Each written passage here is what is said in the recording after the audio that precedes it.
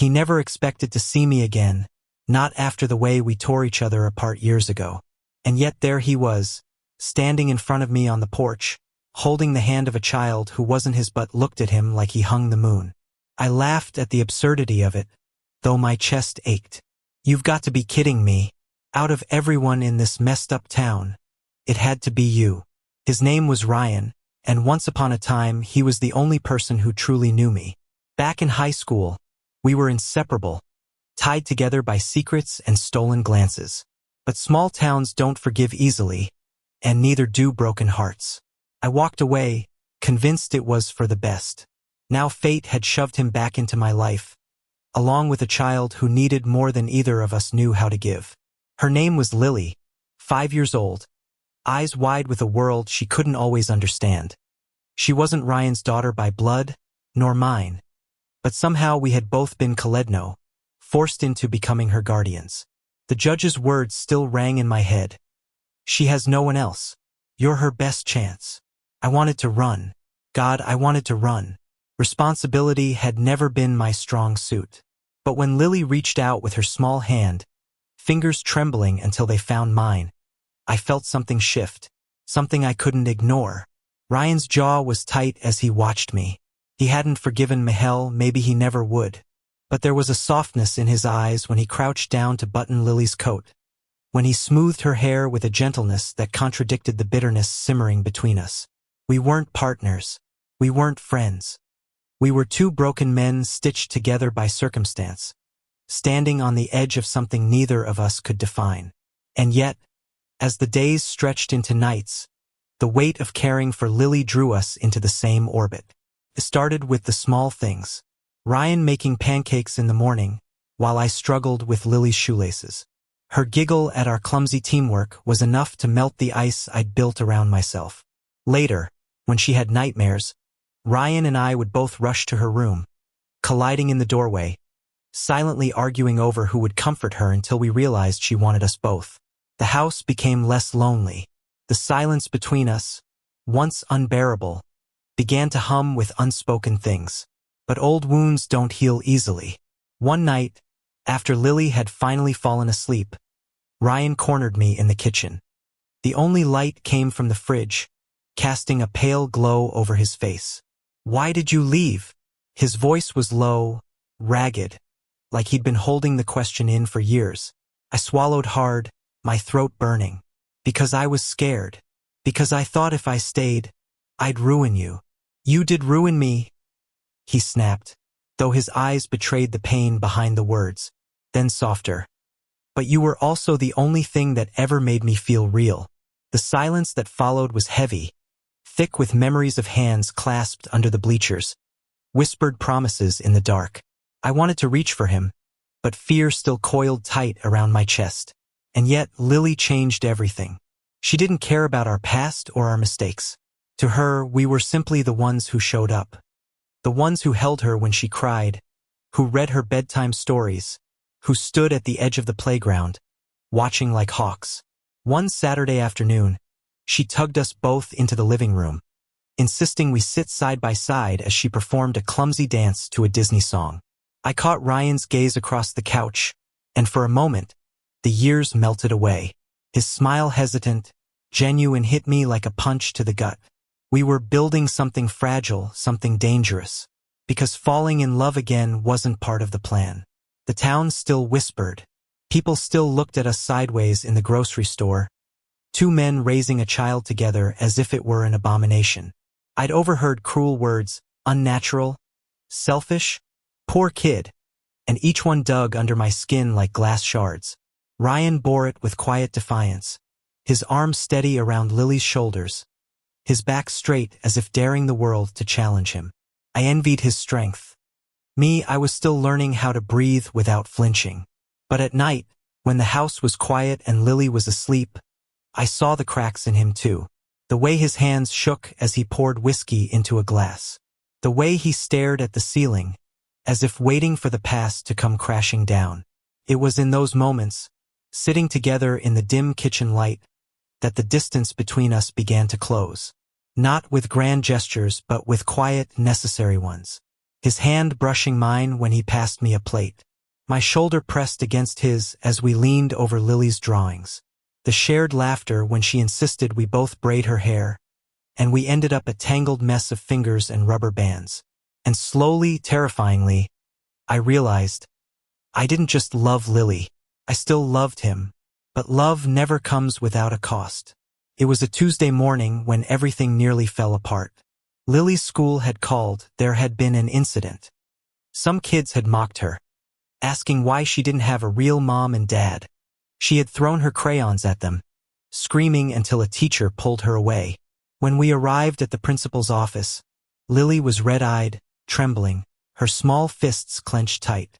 Ryan knelt down, brushing away her tears. "Sweetheart, you don't have to fight them.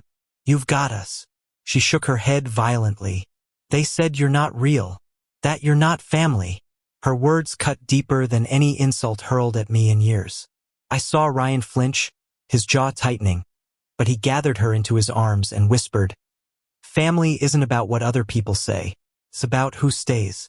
And we're not going anywhere." I wanted to believe him. I wanted to be strong for her, for him. But when I looked around the office, I saw the judgment in the staff's eyes. That poisonous question hung in the air. Are two men enough? That night, I sat on the porch steps with my head in my hands. Ryan joined me, a quiet presence, offering a beer without saying a word. The air was cool, heavy with crickets and the distant hum of traffic. "You still think we can do this?" I asked, my voice rough. He took a sip before answering. "I don't think. I know, because she needs us. And whether you like it or not, we need each other too." I turned to him, startled by the honesty in his tone. There was no bitterness there anymore, only weary conviction. For the first time in years, I let myself lean into him, my shoulder against his, the warmth of his body grounding me. And when his hand slid over mine, tentative but steady, I didn't pull away. It wasn't a kiss. Not yet. But it was enough. Weeks passed, and the rhythm of our strange little family settled in. Lily began to smile more, to trust that we weren't going to vanish. Ryan and I started talking again, not about the past, not at first, but about groceries, bedtime routines, the endless paperwork. Slowly, cautiously, those conversations stretched into laughter, then into memories. One evening, Lily insisted on a family picture. She handed me her toy camera, demanding we sit together on the couch. Ryan raised an eyebrow, but before either of us could argue, Lily jumped into our laps, wrapping her arms around both our necks. The photo was crooked, blurry, but when I looked at it later, something in my chest cracked open. There we were, three imperfect souls tangled together, and somehow it looked like home. Of course, life wasn't about to hand us a happy ending without another blow. The call came one rainy afternoon. Lily's biological aunt, someone she barely knew, had filed a petition for custody. She argued that two men couldn't provide what Lily needed, that she could offer a normal home. The court date was set. Suddenly, everything we had fought to build felt fragile, hanging by a thread. Ryan was furious. "She doesn't even know Lily. Where was she when her sister died? Where was she when Lily cried herself to sleep?" I wanted to rage with him, but fear gnawed at me. What if the court agrees with her? What if they take her away? His eyes locked on mine, burning with determination. "Then we fight. Together." The word together lodged deep inside me, anchoring me in a way nothing else could. The day of the hearing, my hands shook as I adjusted my tie. Ryan stood beside me in his only suit, looking both terrified and unbreakable. Lily sat between us in her little yellow dress, clutching a stuffed rabbit like it was armor. The courtroom felt suffocating. The aunt's lawyer painted a picture of us as unfit, immoral, unstable. Each word was a dagger. I saw the judge's expression flicker, unreadable. When it was Ryan's turn to speak, his voice was steady, though I could see the tremor in his hands. "Lily doesn't need perfect parents. She needs people who won't leave. People who show up every day no matter what. That's what we do. That's what we'll keep doing." Then it was my turn. My throat felt tight, but when I looked at Lily, her wide, fearful eyes gave me strength. I've made mistakes. I've run from things before, but I won't run from her. I won't run from us. Family isn't blood. It's love. And we have more than enough love for her. The courtroom was silent. The judge studied us for what felt like an eternity. Then she spoke. Petition denied.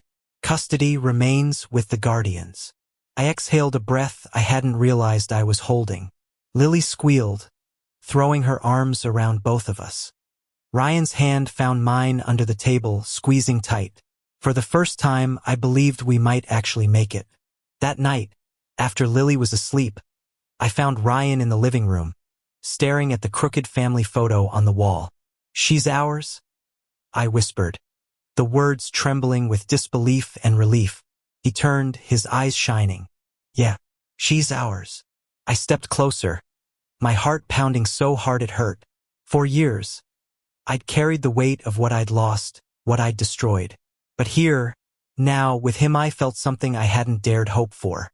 When our lips finally met, it wasn't desperate or rushed. It was soft, sure, the kind of kiss that feels like a promise kept. A promise that this time, I wasn't going anywhere. Life after that wasn't perfect. The town still whispered. People still stared. But Lily didn't care, and neither did Ryan. Slowly, neither did I. We built routines, pancakes on Sundays, movie nights on Fridays, Lily insisting we all sing terribly off-key in the car. We learned to braid her hair without tangling it, to soothe her fears when the world seemed too loud, to celebrate her victories no matter how small. And through it all, Ryan and I stitched ourselves back together, piece by piece. Sometimes, late at night, I'd watch him sleeping, his arm draped over Lily as she curled between us after a nightmare.